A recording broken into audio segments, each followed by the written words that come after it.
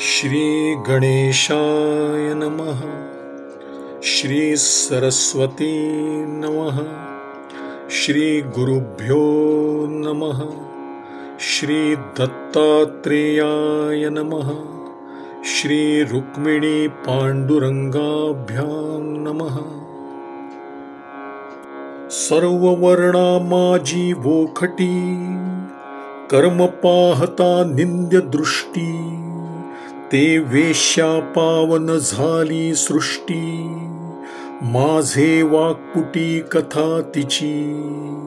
सर्व वर्णांमध्ये हीन आणि जिचे कर्मही नीच अशी वेश्याही या लोकी पावन झाली, त्यामुळे तिची कथा माझ्या तोंडी आली। या लागी वैराग्या परते, आन साधन नाही येथे, कृष्ण थापटी उद्धवाते, आल्हाद चित्ते प्रबोधी। यास्तव वैराग्यासारखे दुसरे कोणतेही साधन नाही, असे श्रीकृष्णाने उद्धवाची पाठ थोपटून प्रसन्न मनाने सांगितले। अवधूत सांगे यदूसी, प्रत्यक्ष वेद बाह्यता वेश्येसी, निराश होता मानसी, निज सुखासी पावली।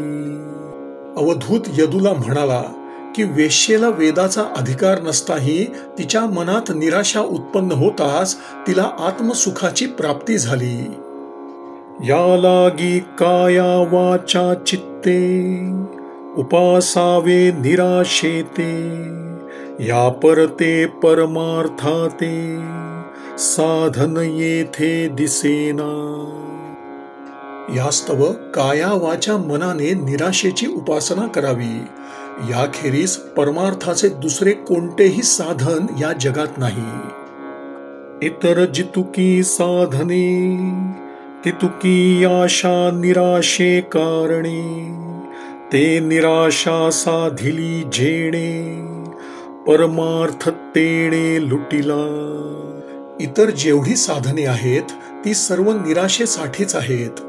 एकदा निराशा मनात ठसली की परमार्थ हाती आलाच।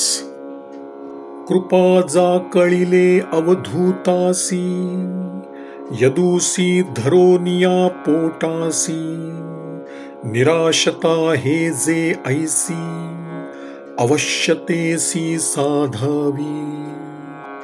अवधूताच्या मनात परम कृपा उत्पन्न झाली। तो यदूला पोटाशी धरून म्हणाला, अशी ही विरक्ती तू अवश्य संपादन कर। एका जनार्दना शरण, त्याची कृपा परिपूर्ण, तोची आशा पाश छेदून, समाधान पाववी। एकनाथ जनार्दन स्वामींना शरण आहे, त्याची पूर्ण कृपाच सर्व आशा पाश सोडून समाधान देते। इति श्री एकनाथी भागवत अध्याय 8 समाप्त।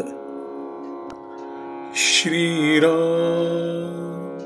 श्रीराम श्रीराम श्रीराम श्रीराम श्रीराम श्रीराम श्रीराम श्रीराम। श्री सद्गुरु चरणार्पणमस्तु।